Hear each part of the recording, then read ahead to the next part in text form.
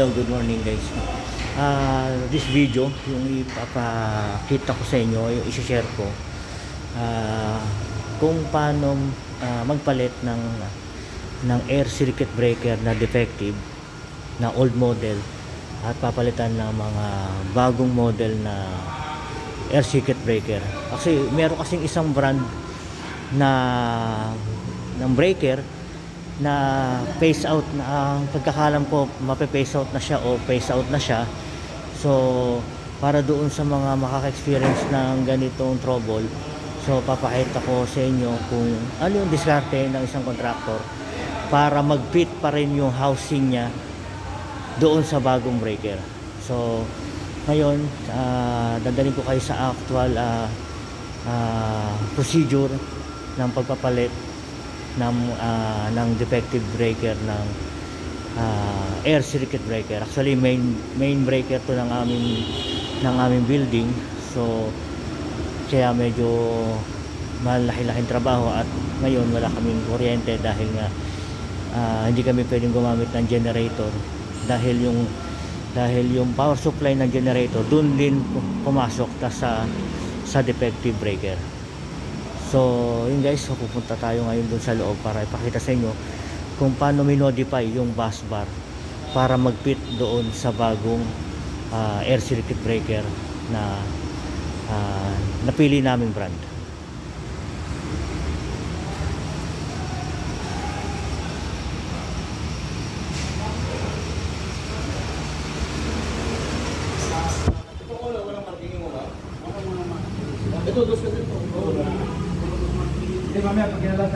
So ito yung bagong circuit breaker na ipapalit.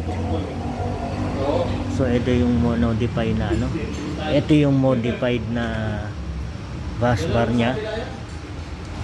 Ito yung modified na bus bar niya. Kasi ang originally ito lang yung kulay tanso.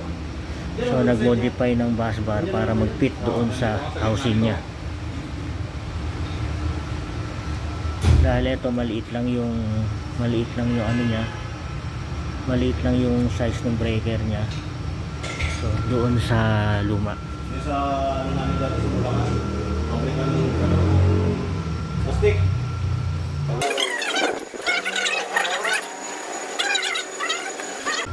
Pero magagamit pa tong itong lugs niya na to. Oo, balik po. Hindi na sir. Babalik yan. Babalik. Ay, babalik pa? Bago na na eh. Babalik. Ay, bago na? Bago na lang sa atin. Hindi na pala. Hindi na pala. So yun na yung bago, no? So ito hindi tatanggalin na to. Hindi na tatanggalin. Kaya lang, mamaya na sir kasi may tagging eh. Baka magkapalit-palit. Oo, kaya kailangan ko lang. Kaya dito muna kami nag-marking. Pag naibaba namin to, saka namin to kakalasin. So magpipit na yun yung bago natin dito. Oo.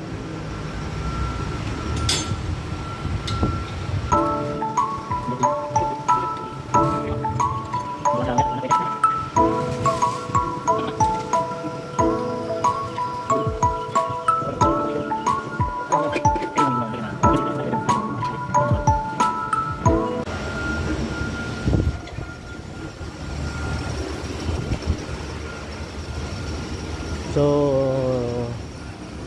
mamaya pakita ko sa iyo yung mga pagkatapos na. So pag nailagay na yung bagong breaker doon, so pinakita ko lang kung paano gawin, paano tanggalin, gaano kahirap tanggalin, at kung paano minodify yung circuit breaker ng isang brand na binigay sa amin. Kasi yung brand na yun yung yun yung medyo malapit-lapit doon sa existing na defective breaker namin. So guys, mamaya ulit kaya tayo. Kasi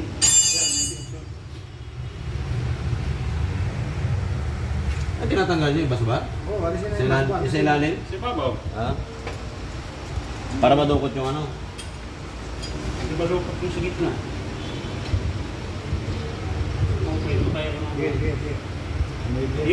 So may papakita ko sa inyo. Ito yung yung pinaka-lugs niya nung wire doon sa breaker. So mapapansin nyo dito, apat yung parang ginamit na connector doon sa breaker. Ito yung kumo-connect sa bus bar. Ngayon, ang equivalent nito bawat isa is 400 amperes. Biruin mo, meron kang 400 amperes pala yan, no? Bawat isa. Kasi ang rating ng aming breaker 1600. So hindi mo pwedeng bawasan yan ng isa.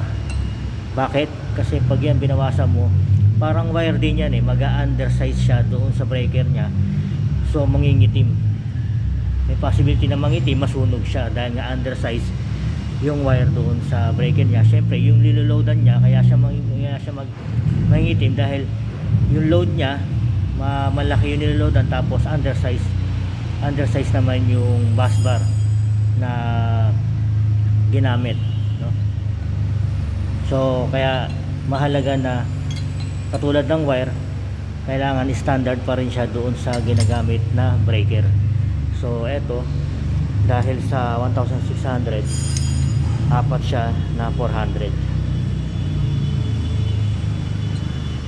So ito yung aming maintenance, si Atan. Okay mo dyan. So maintenance namin dito sa building. So kayo nag-a-assist doon sa contractor namin. So tingin pa tayo na iba pa natin pwedeng matutunan dito sa pagpapalit ng breaker. So, para at least doon sa mga, sabi ko nga, doon sa mga non-technical at doon sa mga engineer din na first time maka-experience ng ganito, so magkakaroon kayo na idea kung paano ginagawa. Okay? So balik tayo sa loob niya. Thank you.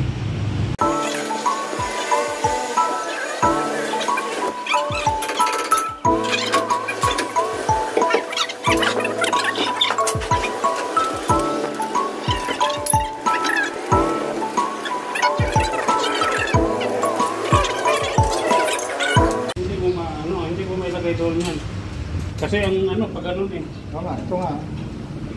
Ito yung si Babaw Ito yung dito wala na tayong gagalawin. Ito ang problema natin, yung angat nito. Hindi tayo magganyan.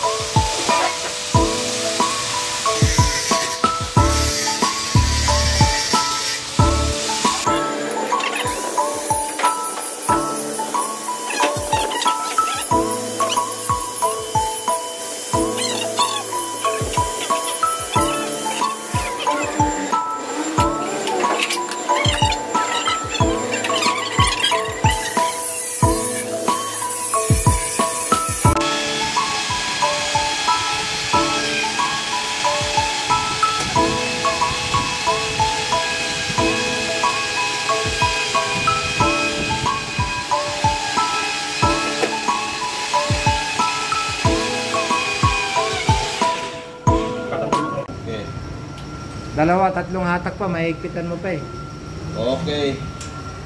Ganyan. Bagay, pag masunog, hindi ka naman masisi kasi may-ari bumili ng top frames. Pinagamit sa amin. So pag sa electrical, hindi advisable mag-ano ng Ay, torque. hindi po, hindi. Kasi tama naman. Karamihan talaga ang Kaya talaga mahigpit talaga mahigpit. Ito sir, higpit lang ang kailangan. Pero hindi ko magamit kaso mabilis mag-lose connection. Kasi standard na yung higpit. Hindi niya kaya yung yung mainit na dala ng load. Taba na to. Atoy.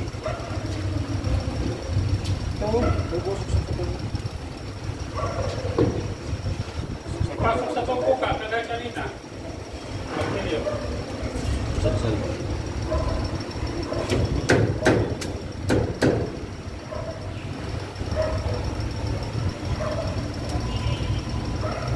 Sulsul-sulgit.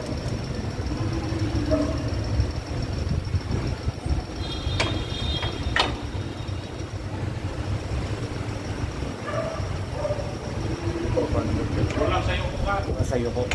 Para kagaya ng isa, magandang hindi yung naka-eskwala. Ito na nga, dito yung una nga eh. Baka mainit din si Fernando, umuwi. Pakain mo kayo, ma. Nakamotor yun.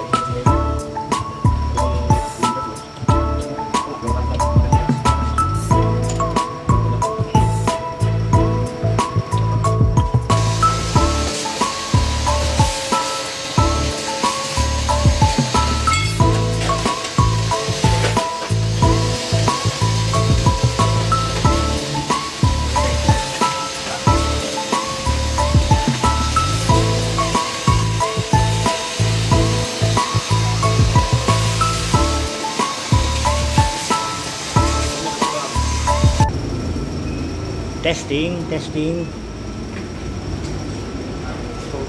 Power. Meron?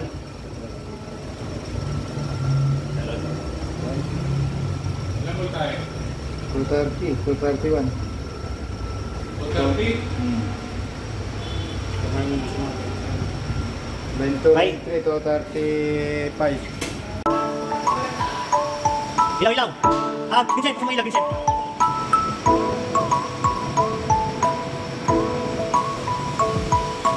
Wala niyo sa bunsagan, wala kang magagamit ng elevator, ha? Baka may matrap agad. Wala muna, ha? Kaya ilaw. Yun, okay na. Hindi, kung gusto ko na magagamit yung elevator, wala mo kapag na normal.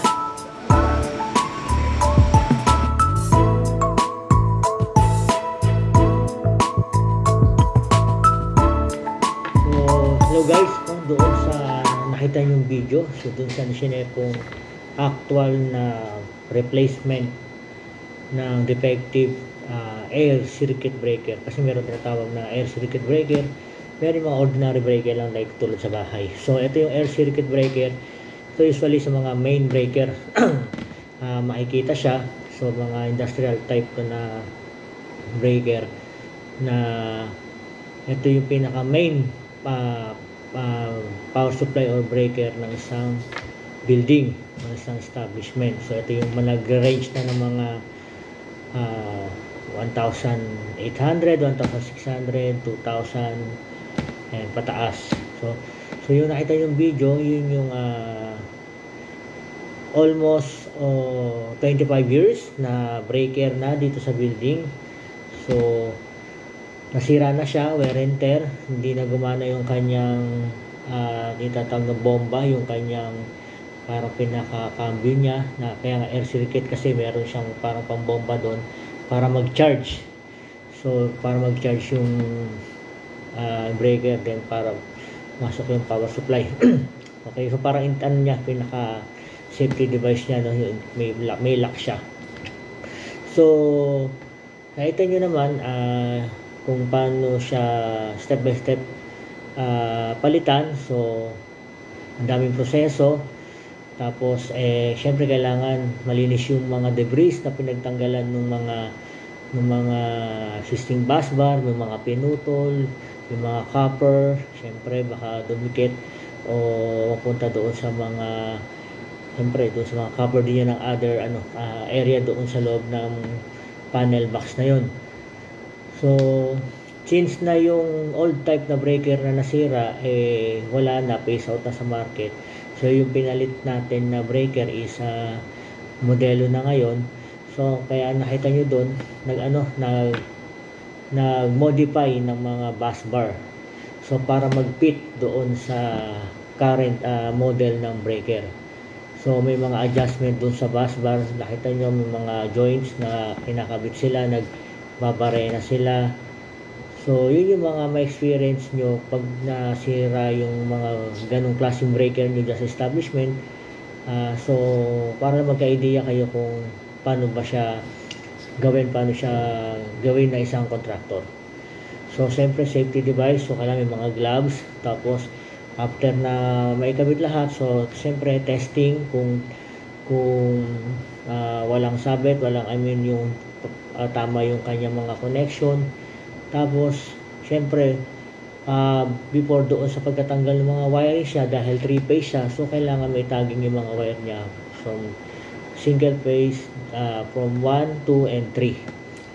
So yun, then after that, yun na yung pinaka-last na ay yung testing na ng power supply kung gumana na siya. So yun guys, so doon sa mga ka-experience ng ganyang breaker na masisira at wala na kayo makitang ganyan sa market, yun yung possible na gawin ng contractor na makukuha nyo. So ulit, maraming salamat sa aking mga subscribers and followers. So susunod na video, patuloy tayong hanap ng pwedeng ma-share sa inyo at matutunan dito sa aking YouTube channel. Salamat!